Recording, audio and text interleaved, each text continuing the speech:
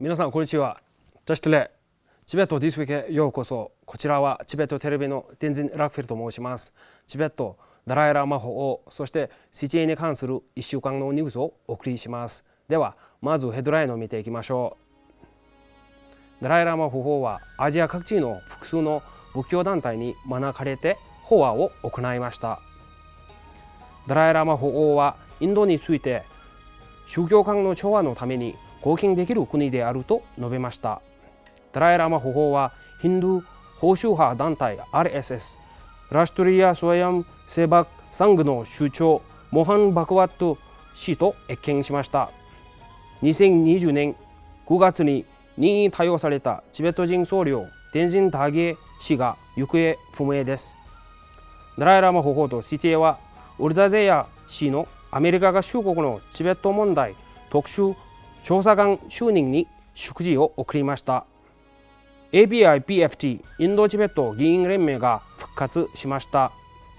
チベット事務所モスクワの名誉代表テロ・トゥルコルンブチェがモンゴルを訪問しました。チベット事務所パリのダシ民族代表は台湾大使のフランソワ・チュ・ジュンウ氏と会談しました。チベット事務所ワシントン DC のナムギャル・チョードゥ代表は北米のチベット人に WeTalk チベット支援キャンペーンへの参加を呼びかけました。在ヨーロッパチベット人コミュニティが第2回年次総会を開催しました。ダライラマ法王は12月17日金曜日、南アジアと東南アジアの複数の仏教団体に招かれて大伝状況について解説されました。この法話は2日間にわたって行われました。法王は仏教徒グループに対しては仏教への関心が高まっているこの時代には仏法を反映させていくことの重要性を強調されました。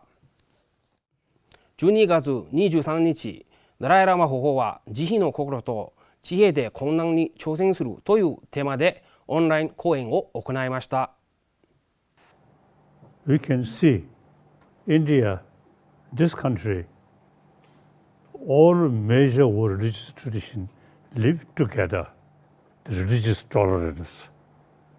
very much exists here. Sometimes few people create some problem. That's understandable. But basically, this country, 1,000-year-old tradition on the basis of ahimsa, religious harmony, very good, very good. ハリヤナ州のロータクにあるインド経営大学院が主催しました。ダライラマ法王は講演の中で、ここ数十年インドは自分の故郷であり、1000年の伝統を持つアヒムサ非暴力主義を守り続けているインドの宗教指導者たちに感銘を受けていると述べました。またインドにあらゆる主要な宗教の伝統が共存しており、この地球上の宗教的な調和をもたらすためには大いなる貢献をすることができる国であると述べられました。12月20日月曜日、ダライラマ法王はヒンドゥー保守派団体の民族義勇団 RSS の首長モハン・バクワット氏と謁見されました。ガングラへの5日間の訪問の一環として謁見中、RSS のシニアリーダーであるシリ・インドレーシュ・クマール氏もバクワット氏に同行しました。シリ・インドレーシュ・クマールはメディアに対してダライラマ法王がインドは宗教間の調和の模範的な国であり、このことを世界に知らすべきであると指摘したことについて話しました。Me and my cabinet and the speaker also took the opportunity to give him a courtesy call and thank the government and people of India for their support, for their consistent support. 法王との謁見については、2人は憲法ソナムテンペル議長とペンバーズリン主席大臣を含む4名の大臣らとも面会しました。チベット人僧侶のテンジン・タゲ氏は2020年9月にチベットのセルシュル県で中国当局に任意で逮捕かつ拘束され消息を絶ったと報じられています。現在彼の健康状態は不明です。天神武氏は甘州ガルゼのバロン総員出身で、もう一人の身元不明の僧侶とともに、いわゆるチベットの平和的解放70周年の祝典を拒絶した後、中国当局に逮捕されました。他の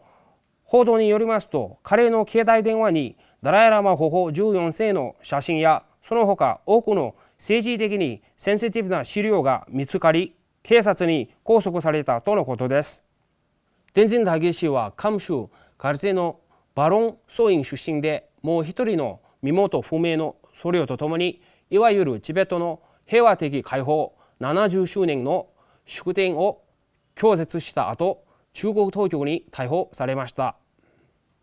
他の報道によりますと、彼の携帯電話にはダライラマ法皇14世の写真や、その他多くの政治的にセンシティブな資料が見つかり、警察に拘束されたとのことです。他の数人の僧侶も一緒に逮捕された可能性があります。最近、中国によるダライラマ法皇に対するネガティブキャンペーンやチベット人に対する締め付けが激化されました。中国政府によって隔離拘禁や強制失踪させられたチベット人のリストは長大なものとなっていますが、このダゲ氏の件はその中で最新のケースです。12月20日月曜日、アメリカ合衆国のアントニー・ブリンケン国務長官は、民主主義人権担当国務次官ウルザゼーヤ氏をチベット問題担当の特別調整官に任命したと発表しました。The United States is committed to promoting respect for the human rights of Tibetans and helping to preserve their distinct historical, linguistic, cultural, and religious heritage. Direct dialogue without preconditions between the government of the People's Republic of China and His Holiness the Dalai Lama or his representatives is essential to resolve differences and achieve meaningful autonomy for Tibetans. ゼヤ次官は就任後の12月22日、ワシントン DC チベット事務所のナムギャル・シュル大王と初の公式会談を行いました。ダライラマ法皇とシチェは、ウルザゼヤ氏がアメリカ合衆国のチベット問題特別調整官に任命されたことを祝して賞冠を贈りました。法皇は彼女がチベット人の状況改善に大いに貢献してくれることを期待するとともに、直接会談、意見交換することによって彼女の支援と戦略から恩恵を受けられるであろうことを楽しみにしていますと発表されました。ペンバツリン主席大臣と憲法ソナムテンペル議長も全世界のチベット人を代表してて、ウルザゼヤ次官に祝辞の書簡を送りました。ペンバツリン主席大臣は記者会見で、バイデン大統領とアントニー・ブリンケン国務長官に謝意を表明しました。We are very, very aware of the commitment that she has for the defense of human rights and freedom all around the world. Therefore, we have shared values between the Tibetans and the United States, and the United States has played a very, very important role politically to support the Tibetan, to resolve the Sino-Tibet conflict. まだチベット問題に具体的な解決策をもたらすためには、ゼヤ特別調整官と前向きに協力していきたいと述べ、彼女の就任を歓迎しました。API-PFT インドチベット議員連盟は、チベット議員団による数日間にわたる地道なロビー活動を立て、見事に復活を遂げました。オリサ州のラージャサバ議員とシュリ・スジート・クマール議員がフォーラムの呼びかけ人です。チベット亡命議会の憲法ソナムテンペル議長は12月22日水曜日に行われたインドとチベットの高官が多数出席した公式晩餐会で、チベットの大義に対するインドの議員たちの揺るぎない支援に謝意を表明しました。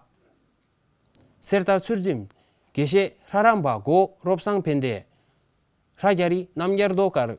Geshe Andong Rinchen Gyarsin Chodakギャソラのチベット代表議員団は、インドの首都ニューデリーで10日間の WeTech チベット支援キャンペーンを行い、12月23日木曜日に幕を閉じました。キャンペーンの間、代表団は代表上院会員の議員、チベットの大義のための中国グループの国家評議員を含む約38人のインド政府関係者と会談しました。チベット事務所モスクワの名誉代表テロトゥルコルムチェは12月13日から23日までモンゴルを訪問しました。前回の2019年の訪問から現地のモンゴル人の生活には様々な変化がありました。テロトゥルコルムチェ代表はダライラマと CTA を代表してて、モンゴル仏教協会の首長であるノーミン・ハングラマ氏を祝福しました。また代表は中モンゴルインド大使 MB シング氏と会見し、チベット協会の設立について話し合いました。そしてモンゴル在住のチベット人約30名のコミュニティで CTA の活動について説明しました。現地の仏教コミュニティ、NGO、学会や政府の関係者らととも会合を持ちました。チベット事務所パリのタシミンゾ代表は12月20日、パリの台湾代表部事務所で台湾のフランソワ駐中部大使と会談しました。ウ大使はピョンソク代表とチベット事務所パリのコーディネーターナムゲル・サムドゥ氏を歓迎しました。大使は自国の周辺地域における現在の危機的な状況について説明し、中国の挑戦と脅威に対する外交努力について振り返りました。ワシントン DC で行われたダライラマ法皇のノーベル平和賞受賞32周年記念式典で、チベット事務所ワシントン DC のナムギャル・チュルプ代表は、北米のチベット人、特に若者に対して WeTalk チベット支援キャンペーンに積極的に参加するよう呼びかけました。またチュルプ代表はニューヨーク、ニュージャージーチベット協会が主催するノーベル平和賞受賞記念式典にも主賓として出席しました。先々週末、パリのリクパーセンターでは在ヨーロッパチベット人コミュニティの第2回年次総会が開催されました。会議ではヨーロッパにおける WeTalk チベット支援キャンペーンの強化や CTA のプロジェクトや戦略を各国で実施するための協力関係の改善などさまざまな議題について話し合われました。さらには2022年北京冬季オリンピックに断固反対するキャンペーンについても議論しました。オーストラリア、ベルギー、チェコ、フランス、ドイツ、イタリア、オランダ、ポーランド、スペイン、スイス、リテンシュタインのチベット人コミュニティから26人以上の代表者が会議に参加しました。皆さん、これで今週のニュースは以上です。ご視聴いただきましてどうもありがとうございました。皆さんにとって今週も良い1週間になりますように。はい。